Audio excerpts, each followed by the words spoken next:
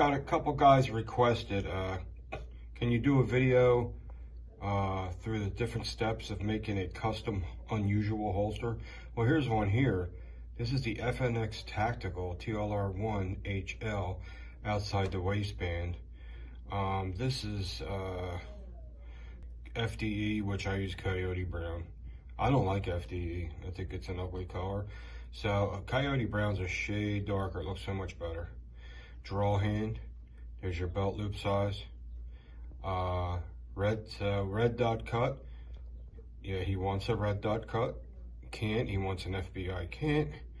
And that's it. I go by that. Now what I do is I don't have a ready mold because it's an Fnx Tactical TLR1 that doesn't exist. So I actually have to build it. So what I gotta do is get a blue training gun, which are very in spec, and I have a real light. I got little lights here, and I will put the real light on it and start building it, fill in all the catch points, and show you how it's done. Before I start that, here's a real unusual holster. This holster's done, but sadly, it's already packed up and ready to ship out. I don't want to take it out of its packaging. This is a Glock 21 with an Olight Mini 2. You see? I mean, try finding a holster for that. Good luck on that one. That's why I like to do unusual holsters. It gets me more business. Okay? If I don't have the light, you can just send me the friggin' light, and I'll ship it back with your holster. So here's the Fnx Tactical, and he wants the TLR1 light, which is right here. I use real lights, so it fits as nice as it can. I try to get these damn things to fit just as perfect as I can, guys, okay? And I get a lot of good feedback saying they fit so nice, and that's the main thing. I mean, it's like 99% positive in that aspect. So this is what it looks like before I make it. So you could see it, it's an Fnx Tactical. It doesn't have the threaded barrel, but I leave the end flush open with the end of the slide, so it has room for the threaded barrel. If you want your threaded barrel closed, not sticking out, you gotta email me, because that's custom, which is no big deal. What I do is I get a I think a 7/16 socket, and I just screw it into there to give it its space, and it comes out nice. So this is pretty much what the holster the guy wants. It came back in the mail, and I was looking it over before I packed it up again, and I was looking at it, I'm like, you know what, I can get that a little cleaner looking. So it didn't take much time, so I can always sell the one that I did before this on eBay or something, because there's people out there and they're not super picky. So I figure I'd do this over before I ship it out tomorrow, and that's how I am. You know, I try to get them as perfect as can. Now what I do is, most holster makers still use, you know, unless things changed, they'll use a lot of popsicle sticks and wood. I don't like using wood because it's flexible, and when the membrane sucks it down, it makes your holster look wavy. So what I do is I get an aluminum flat bar, and it's very stiff. It doesn't flex, and it gives you more of a clean, straight look when the holster's done. So there it is, and I'm going to bring it over to the vacuum press, and we'll see what happens from there. Oh, another thing, if you got any sharp edges, like see that, I just caught that. I got to get the Dremel, round that off. It will poke a hole in the vacuum press, and those vacuum press bladders are $60 a piece, so you don't want to do that. Sorry, I'm eating. So this is the membrane sucking down on the holster. As you can see, everything's nice and straight. I'm noticing this might be an issue, or it might not be an issue, or it can create a good tension spot, but I'll know that once I test it. If it's too aggressive, I'll just put a little bit of heat there and it'll rise up flush with the gun. Anyway, so there that is. There's your tension screw area, TLR1. And these I use, if you buy these on knife kits, they're $50, and they're not even metal. They're like Teflon, like plastic. And over time, they will bow.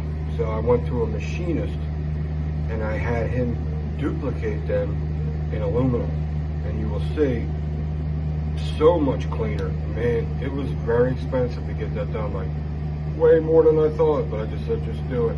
It'll last forever. So this is cooling down. Let it cool down, and then we'll get to the next stage. So this is the rough cut. I just cut it out, and I think it looks really good. There's nothing crooked, there's nothing bowing, there's no waviness. The light and the channel to allow the light to come out is very, very straight. Sometimes this part of the channel will push up a little, but it still comes out nice. But I think appearance is just as important as functionality, because you know, men are very visual, especially me, and I want something to look good and perform good. So you can see it's on an FBI can. It's hard to tell. There you can see it a little bit. And it's on. I don't cant them too much. I just do it like a little bit, maybe 15 degrees, and it seems to be not an issue. I don't hear anyone asking for more of a cant. So there's a rough cutout, and then I will start measuring, making marks, drawing holes, shaping it and all that, but we're going to skip through all that. Okay, so this is what we got. I got the end of the slide just flush, so there's room for the threaded barrel.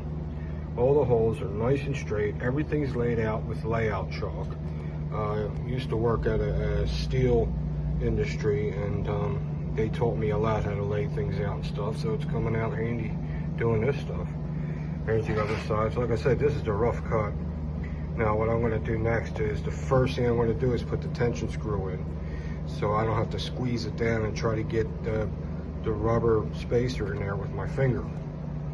Then I'm going to flip it over and get all the plastic boogers off, so everything closes flush, because when you drill holes, it melts a little and you get plastic boogers in between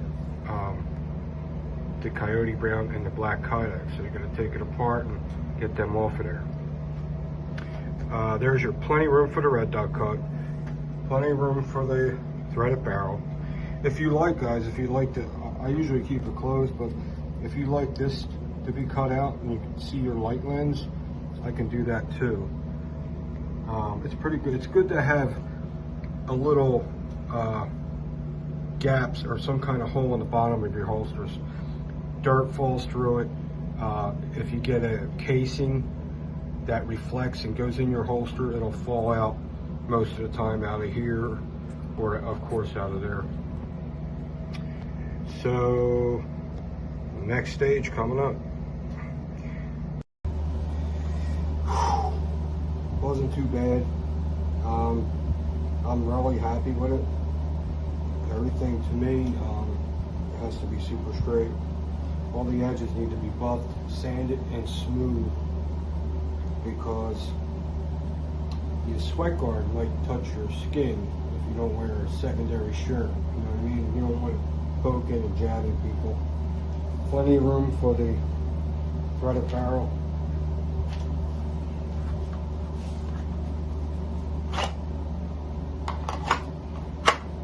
Good retention.